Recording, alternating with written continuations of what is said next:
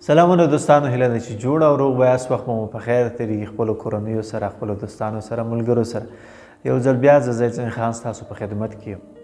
دوستانو، نن په یوه ډېره عجیبه موضوع باندې خبرې کوو. هیله ده تر پایله موږ سره پاتې شئ. دا موضوع هغسې موضوع ده چې کله موږ حرکت کوو او زموږ معنی کېږي، زموږ د مخو معنی کېږي، زموږ د ارمانونو معنی کېږي، زموږ د پرمختګ معنی کېږي. دا څه شي دي؟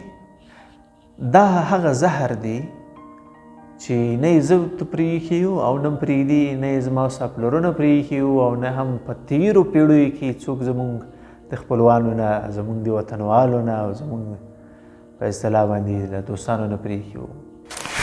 دا کوم زهر دی چې زموږ د پرمختګ معنی دي، زموږ د جوړښت معنی دي او زموږ خپل اهدافو ته د رسېدلو معنی. زه غواړم یو لنډ شانته مثال درکړم. په دغه مثال کې به دغه زهر که تاسې وپېژندو خو واو، که نه وپېژندو زه به یې تاسو ته دروایم. موږ چې په کومه جغرافیه کې اوسېږو، دغه جغرافیه د نړۍ د بېلابېلو بدو سیاستونو ډګر ګرځېدلی. په دغه ډګر کې داسې سیاستونه مخته تللي دي چې نه خو موږ پکې تعلیم وکړای سوی، نه هم پرمختګ وکړای سوی او نه هم پیشرفت وکړای سوی. له دیني اړخونو راونیسه بیرته تر ساینسي اړخو، تر نورو علمي اړخو، تر مالي اړخو، تر اقتصادي اړخو، په هر شي کې په ټپه ولاړ. ولې؟ ځکه هغه زهر چې کوم زموږ په دماغ، زموږ په زړونو، زموږ په سترګو، زموږ په غوږونو لګېدلي دي، زموږ دغه زړه، زموږ دغه وینه او زموږ دغه ډي ان اې کې هغه زهر ګډ دي. تاسو پېژنئ هغه زهر څه شی دی؟ دا زهر هغه زهر دی چې اوس هم زما او ستا په رګو کې جریان لري. حتی زه ته یې د خپل ځان دښمن ګرځولی. یعنې پرېږدئ چې زه بل چا په سوچ د بل چا په باره کې سوچ وکړم. زه او ته چې کله ځان سره کینو، هغه زهر ما او تا پیشرفت ته نه پرېږدي، هغه زهر ما او تا راتلونکي ته نه پرېږدي، هغه زهر ما او تا روغې جوړې ته نه پرېږدي. پوه شوئ دا زهر چې دا زهر منفي افکار دي، دا زهر منفي فکر ده، دا زهر منفي سوچ ده، دا زهر منفي پلان ده، دا زهر منفي خوب ده، دا زهر منفي انسان ده، دا زهر منفي انسانان دي، دا زهر منفي جامعه ده او دا زهر منفي حکومت ده او دا زهر زه او ته یو. دا زهر زما او ستا مور و پلار دی، دا زهر زما او ستا ورونه دي. وی کوم ځای درته وایم. څنګه کولی شو چې دا زهر له ځان نه وباسو؟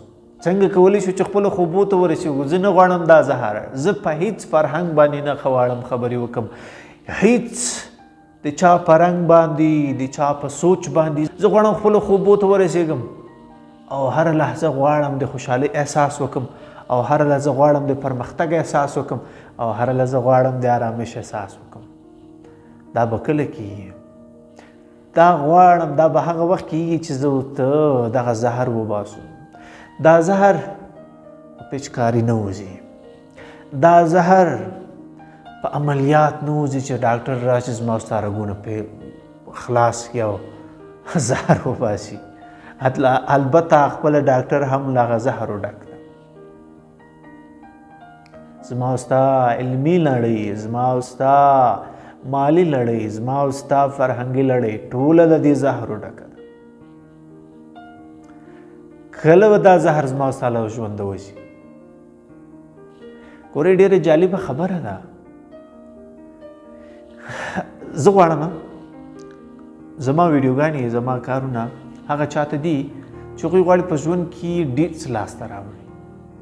هغوی غواړي چې کمت شوي دي، که یې شکست خوړلی ده، خو بیا راځي چې بیا لاړ شي مخکې تر څو ورسېږي. زه تا ته وایم چې که کله ته له خپل زړه نه یو څه وغواړې، رب العالمین به ټول کائنات درته تابع کړي چې ته ورسېږې خپل هغه مقدس ارمان ته. ارمانونه په ذات کې له زهرو ډک نه دي، ارمانونه په ذات کې ډېر پاک سپېڅلي دي. هیڅ هغه کامل انسان د چا بدي نه غواړي چې هغه کامل سوچ ولري.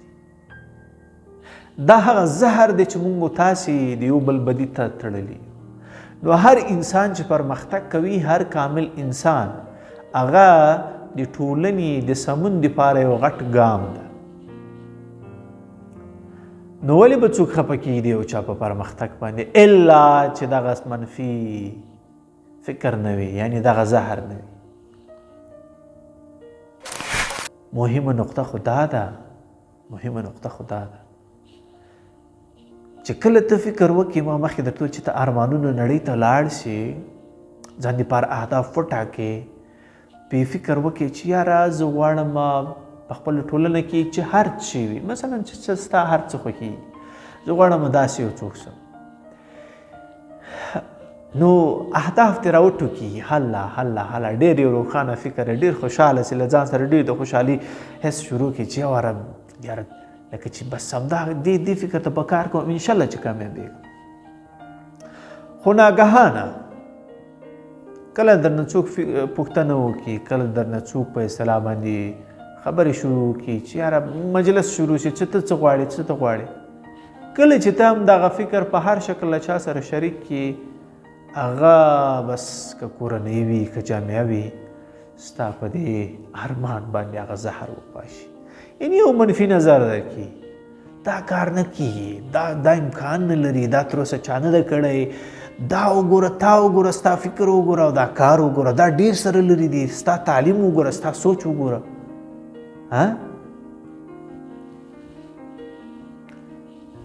ستا سوچ وګوره، ته دا کار نشي کولی.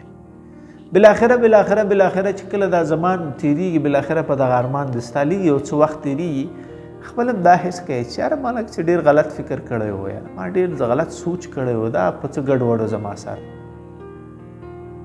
دا خو نه کېږي. نو بنان دغه ده چې دغه زهر ستا په وجود کې راوپارېږي او تا تسلیمۍ ته آماده کړي چې ته تسلیم شي. څومره بد زهر دی. موږ تر اوسه په دې نه یو غږېدلي چې څنګه دا زهر ایسته کوو. راځئ په دې وغږېږو چې څنګه کولی شو. لاملونه خو ډېر زیات ما بیان او په یو ویډیو کې امکان نه لري، راتلونکو ویډیوګانو کې به بیا خبرې سره کوو. اوس غواړم په لنډه توګه دومره درته وایم، کله چې موږ غواړو پرمختګ وکړو، مخ ته ولاړ سو، هره ورځ فقط ځان د 15 دقیقې څو 15 دقیقې په داسې ځای کې ځان ته وخت پیدا کوه چې هلته هیڅ شي نه وي، نه تا سره موبایل وي، نه تا سره په اصطلاح باندې د انسانانو غږ وي، که وي هم ډېر کم وي. ټول تمرکز په دې وکړي چې یار زه څه غواړم. بندشونه، منفي سوچ بدل تا باندې داسې حملې شروع کړي چې تا به له دغې ناستې هم بیزاره کړي، تا به له هر څه بیزاره کړي. خو لیکن ته به یوازې دا غواړې، ته به یوازې دا سوچ کوې چې یعنې زه لاس په سر سم، یعنې مبارزه پرېږدم، څنګه ژوند شروع کړم. که ته غواړې چې دغه تسلیمي ورکړې چې یاره نه کېږي، ته باید هره ورځ مړ شي، ځکه ته داخل کې ځورېږي، ته خو حس لرې، ته خو ارمان دې درلود، او اوس دې دا منلي چې نه کېږي. نه، دې کولی شي. ته هره ورځ ځان ته په دا 15 دقیقو کې دا انرژي ورکړه چې نه، زه باید وکړم. یعنې دا معنا بعضې شیان تجربه سوي دي. زه په خپل ژوند کې ډېر زیات تردېدلی یم، ډېر زیات کړېدلی یم. اوس چې بیا ناست یم تا ته دا خبرې کوم، دا زما یوه تجربه ده. راځئ له صفره چې ما په نورو ویډیوګانو کې ویلي دي دا له صفره یې شروع کړو. څه خبره ډېر وارې ناکام سو، ډېر وارې رد سو، ډېر وارې بدګماني ښکار سو، ډېر وارې، مګر دا وارې نه سو. بیا یې شروع کړو. څه خبره څه تاوان دې کېږي؟ د پیسو مشکل، پیسې په یو شکل نه یو شکل ګورې راځي منځ ته. پیسې ډېرې مهمې دي، موږ به په دې باندې سره خبرې کوو. پیسې هغه څه دي چې نن ژوند بې پیسو نه کېږي. له خوراک دې راونیسه تر جامو پورې، تر کوره پورې، تر برقه پورې، تر اوبو پورې، تر هر څه پورې نن په پیسو باندې کېږي. تر ډاکټره پورې د صحت مسله ده، ډېر مهمه مسله ده. خو نو ته څنګه کولی شي چې پیسې لاسته راوړې؟ هغه وخت کولی شي چې ته ارزښت پیدا کړې. هغه وخت کولی شي چې ته پیسې پیدا کړې چې ته ارزښت پیدا کړې. موقتي ډول به پیسې پیدا کړې، یو کال دوه کاله ځي، دا پیسې هېڅکله نه پاتې کېږي. لیکن ته د پیسو ارزښت باید داسې پیدا کړې چې دغه پیسې باید تا ته نورې پیسې وګټي. دغه ارمانونه چې دغه ارمان چې کوم لري دا باید لوړ لاړ شي، ډېر لوړ لاړ شي. یعنې ځینې وخت کله کتاب ګوري، کله یو خبر ګوري، کله یو سیمینار کې سړی ناست وي، کله یو ټلویزیون کې یو خبر سړی وګوري، سړی فکر کوي چې یاره هر څه په پیسو کې، بې له پیسو هېڅ امکان نه لري. آیا فکر هم په پیسو کې؟ فکر په پیسو کې؟ یو پلان په پیسو جوړي؟ لازم رښتیا به سره وایي کوم پلان دې جوړ کړی دی؟ اوس دې پلان ته څه ضرورت دی چې ته د لکاو پلان جوړ کړې؟ آیا د لکاو توان ما ته لرو؟ نه. د لکاو په اصطلاح باندې توانایي ما ته مالي شته؟ نه. ولې ډېر واړه پلانونه جوړ نه کړو؟ ولې ډېر ارزښتناک پلانونه جوړ نه کړو؟ ولې ډېر معاصر چې هم په لنډ وخت کې نتیجه ورکړي او هم درآمد بیرته پیسې هغه انکم دې ته راشي؟ آیا تر اوسه د 1,000 افغانیو یا کلدارو په حساب باندې تا فکر کړی؟ نه. د 100,000 50,000. مګر همیشه زموږ سوچ تر لکاو لوړ وي. دا ډېر غټ تواني شی ده. همدغه وخت کې د هزار دونه په جوش راسي چې نور ما ته جام کې تسلیم وکړي، چاره نه کړي. بس ده یاره، بس ده. تر بلې ویډیو پورې خدای په امان.